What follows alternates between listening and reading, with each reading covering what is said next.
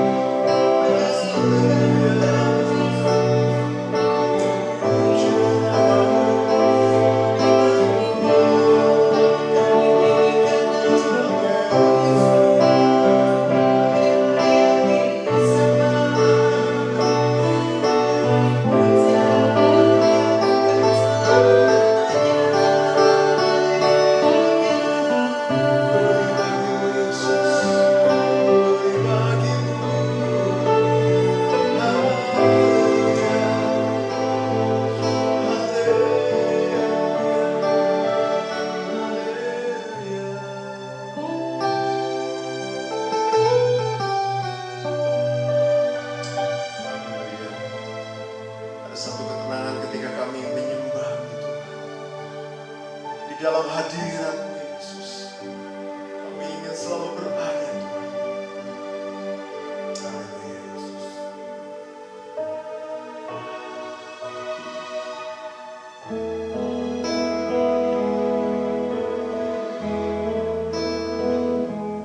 Bless the Lord, oh my soul. Oh,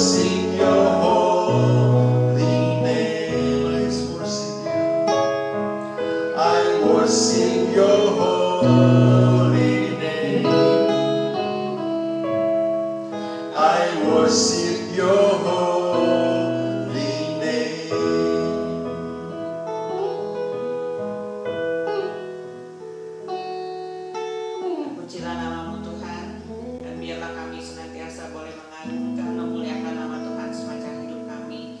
Tuhan, di dalam Engkau-lah kami boleh mendapatkan kekuatan baru. Biarlah kami menyadari bahwa hanya dekat Allah saja kami merasa tenang, dan biarlah firman-firman Tuhan yang boleh terus meneguhkan iman kami dalam melalui kehidupan ini. Tuhan Yesus, kami percaya Tuhan punya rencana yang indah dalam kehidupan kami. Berkati hamba-Mu yang akan menyampaikan firman-Mu, dan kami percaya Tuhan sudah sediakan berkat firman-Mu buat kami yang mendengar firman-Mu pada saat ini. Terima kasih, di dalam nama Tuhan Yesus kami bersyukur. Haleluya, amin.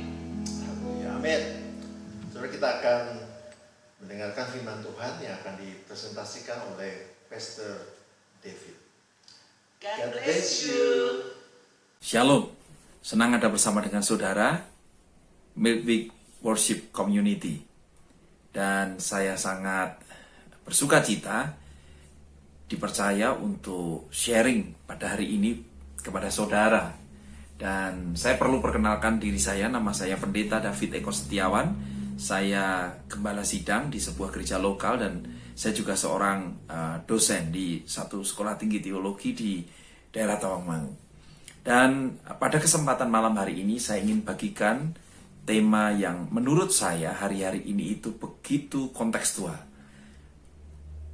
Kalau boleh saya memberi judul sharing saya malam hari ini, yaitu tentang mengenal akan Allah, knowing God, pengenalan akan Allah. Nah saudaraku, seberapa penting kita itu perlu mengenal akan Allah? Sekali lagi, seberapa pentingkah itu mengenal Allah atau memiliki pengenalan akan Allah? Nah, saya akan jawab pertanyaan ini dari Hosea, dari nubuatan Nabi Hosea yang tercatat dalam Hosea pasal 4 ayat yang ke-6. Demikian bunyi firman Tuhan, umatku binasa karena tidak mengenal Allah. Karena engkaulah yang menolak pengenalan itu, maka aku menolak engkau menjadi imamku. Dan karena engkau melupakan pengajaran Allahmu, maka aku juga akan melupakan engkau.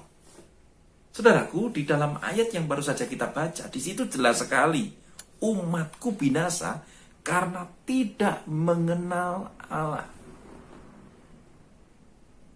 Kalau kita kembali ke pertanyaan di awal, seberapa penting kita mengenal Allah? Oh, sangat penting sekali. Karena tanpa pengenalan akan Allah, kita akan binasa. Hosea ketika bernubuat, pada masa itu dia ada di satu situasi di Israel Utara yang pada masa itu adalah masa yang sangat makmur. Masa yang penuh dengan kelimpahan sebenarnya pada masa pemerintahan Yerobeam II.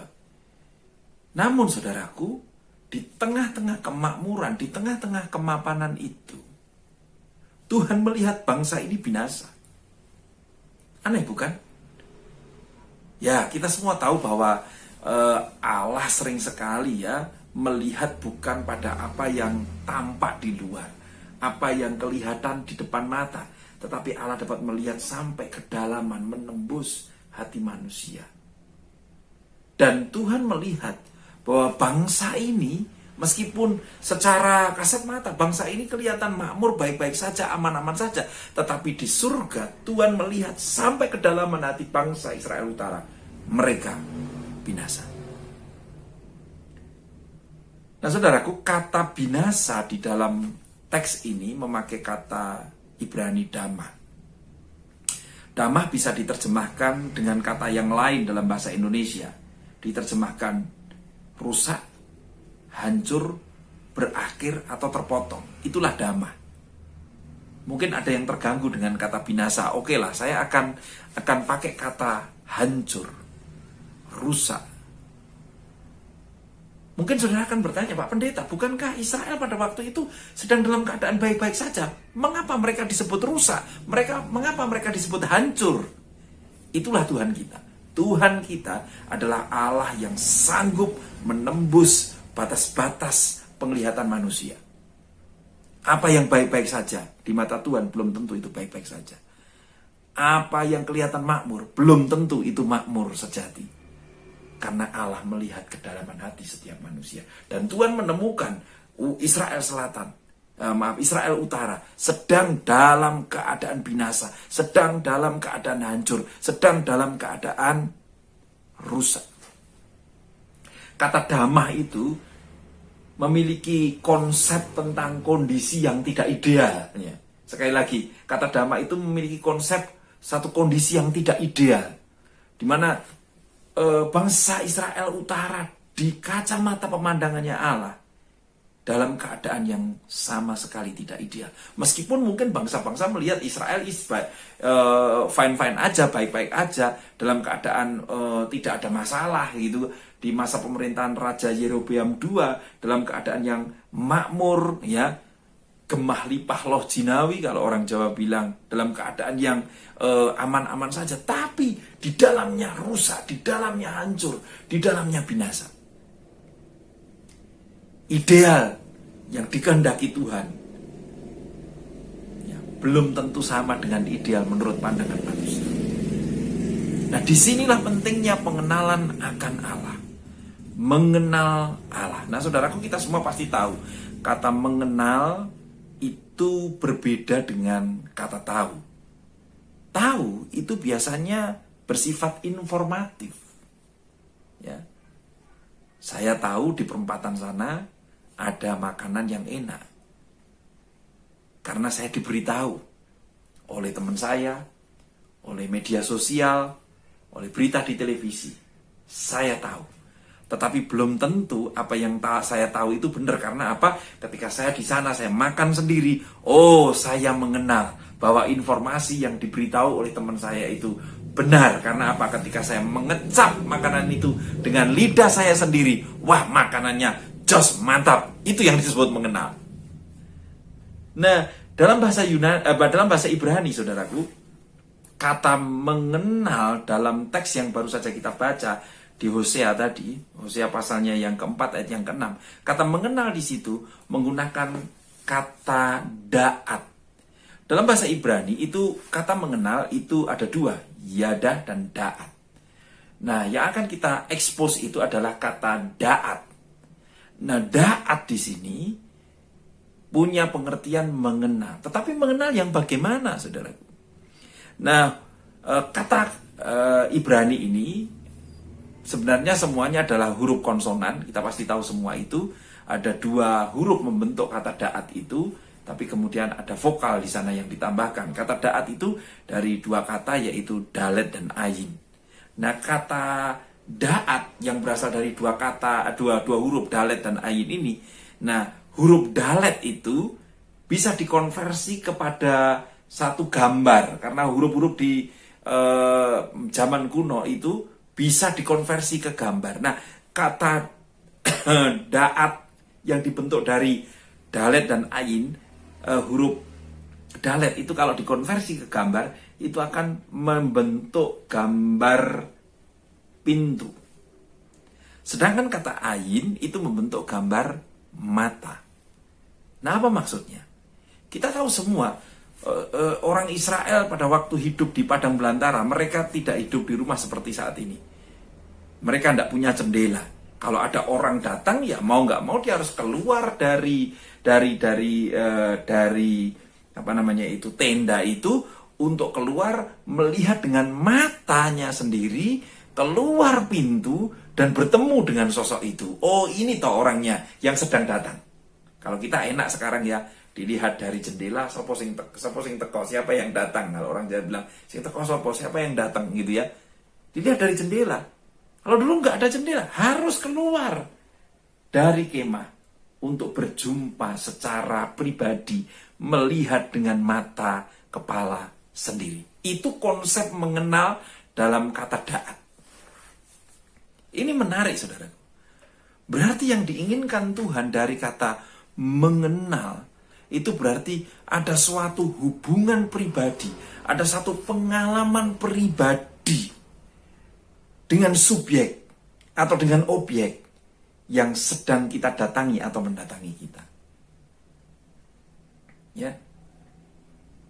Sebagai contoh misalnya, saya ini orang Solo, di Solo itu ada seorang yang namanya Gibran Rakabumi, ya.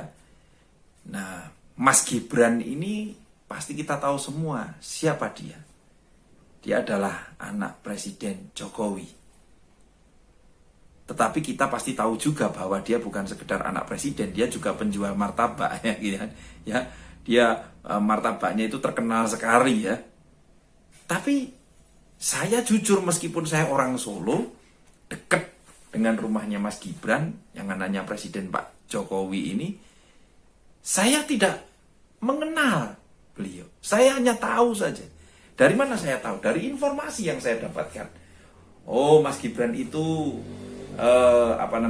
seorang yang sukses sebagai seorang pengusaha dan sekarang sedang menjagokan diri sebagai dalam kontestasi pemilihan wakil wali kota dan wali kota di Solo. Itu saya tahu dari informasi media, tapi saya tidak kenal secara pribadi siapa itu Mas Gibran. Saya nggak kenal. Seperti itu gambarannya.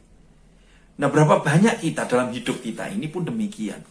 Israel pada waktu mendapatkan nubuatan dari Nabi Hosea, mereka sebenarnya masih melakukan aktivitas agamawi mereka. Mereka melakukan liturgi agama mereka sebagai agama Yahudi. Mereka menyembah Allah mereka. Mereka meninggikan Allah mereka. Ya, mereka juga memberikan korban kepada Allah mereka. Tetapi saudaraku, ternyata semua yang dilakukan itu hanya sekedar agamawi. Ritual biasa. Dan itu hanya menghasilkan informasi tentang Tuhan. Informasi tentang siapa Tuhan. Informasi tentang apa yang tidak dikenan Tuhan. Tetapi ternyata dalam kehidupan mereka jauh dari pengenalan akan Allah. Bahkan ayatnya mengatakan menolak pengenalan akan Allah.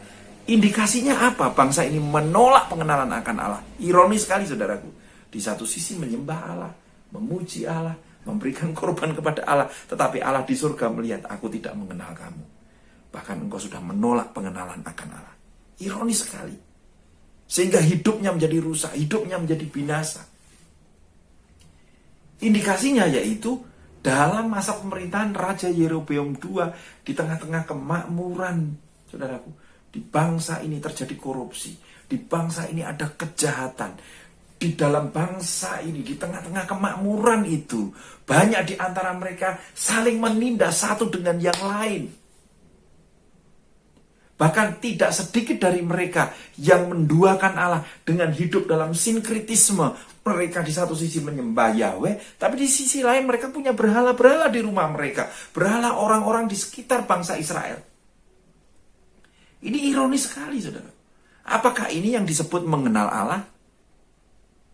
Apakah ini yang disebut sebagai perjumpaan pribadi dengan Allah? Ingatlah saudaraku, Tuhan kita ingin supaya kita mengalami perjumpaan pribadi dengan Allah. Memiliki pengenalan pribadi dengan Allah. Saudara, jangan puas hanya mendapatkan informasi tentang Allah. Saudaraku, agama itu hanya memberikan informasi. Sekali lagi, agama itu hanya memberikan informasi. Kalau kita tidak hati-hati, kita hanya menjadi agamawi. Orang-orang yang menampung informasi tentang apa yang Allah inginkan, siapa Allah. Tetapi apa yang kita sudah tahu itu tidak pernah kita alami. Ini bahaya sekali. Ini tantangan besar buat kita hari-hari ini orang percaya. Bahkan saya melihat bahwa situasi hari-hari ini di mana kita masuk dalam situasi yang tidak menentu. COVID-19 yang sedang melanda dunia, bahkan secara khusus di Indonesia yang hari-hari ini semakin hari semakin mengkhawatirkan. Bahkan saya melihat ada tren gelombang kedua itu akan datang. Banyak orang sedang dalam keadaan pusing kepala mereka. Ya, para bisnismen sedang dalam keadaan tidak tahu harus berbuat apa. Teman-teman saya pembisnis cerita hari-hari ini usahanya berat sekali. Ya, Usahanya beberapa waktu yang lalu saya bertemu dengan seorang pembisnis dari kota Semarang yang berkunjung ke tempat kami, dan dia sharing bagaimana sulitnya hari-hari ini pengusaha. Dia memiliki pabrik plastik, dia bergerak di bidang usaha lain juga ya, percetakan dan lain sebagainya. Bidang usahanya banyak sekali. Karyawannya itu bukan hanya 1.000, 2.000, tapi puluhan ribu ya. Dia hanya memikirkan satu hal saja. Dia bilang kepada saya, "Pak, sebenarnya kalau bisa itu pabrik itu saya tutup. Tapi kalau saya tutup, puluhan ribu orang akan dirumahkan dan saya kasihan. Bagaimana keadaan mereka?" Saudaraku, pengusaha ini ketika sharing dengan saya merasakan betapa beratnya hidupnya.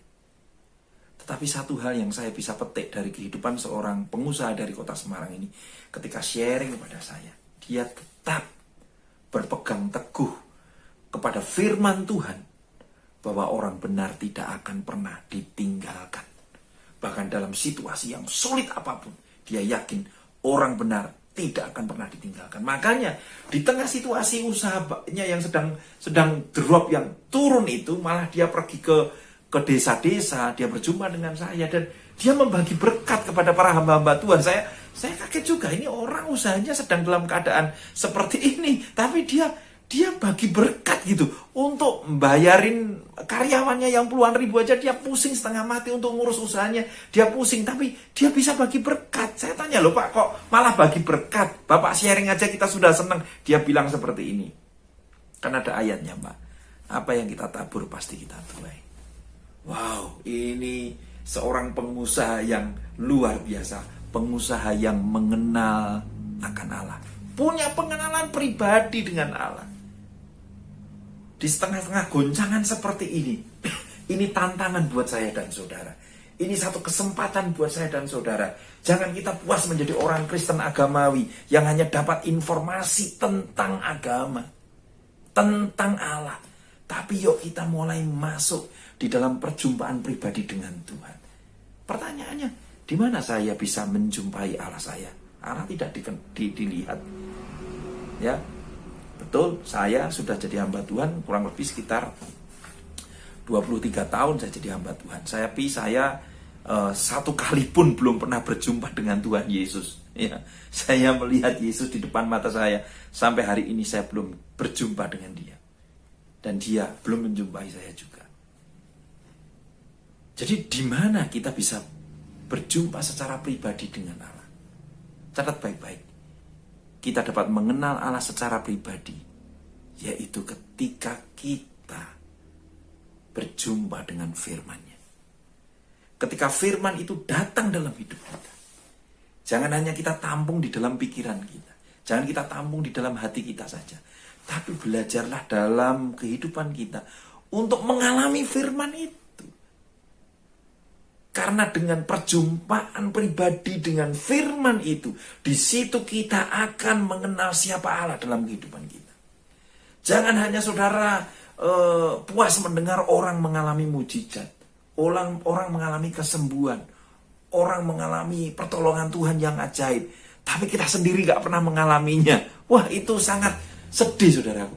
Saudara hari-hari ini alami setiap firman yang datang dalam diri saudara. Imani dan katakan, saya mau mengalaminya. Saya nggak mau hanya mendengar saja. Saya harus mengalami. Banyak orang Kristen yang ketika mendengar tentang khotbah tentang pengampunan Allah yang besar. Seberapa sebenarnya yang tahu, seberapa besar yang benar-benar mengenal karya pengampunan Tuhan yang besar itu. Seberapa yang benar-benar mengenal. Saya harus jujur, mungkin hanya sedikit saja. Mengapa? Karena ketika mendengar khotbah tentang pengampunan, dia tidak mau mengampuni. Sekali lagi, dengar khotbah tentang pengampunan, mengangguk-anggukkan kepala, berkata haleluya puji Tuhan, tapi tidak mau mengampuni saudaranya, nggak mengampuni orang yang menyakiti hatinya. Orang yang seperti ini tidak akan pernah mengalami perjumpaan dengan Allah di dalam firman-Nya yang berkata, ampunilah orang yang bersalah kepadamu. Kalau kita melakukannya, itu kita akan ngerti yang namanya grace, kasih karunia. Ketika kita sulit mengampuni orang, kita mampu mengampuni orang tersebut bukan dengan kekuatan kita. Di situ kita akan mengalami Tuhan di dalam firman-Nya. Ada satu sosok di dalam kitab suci namanya Ayub.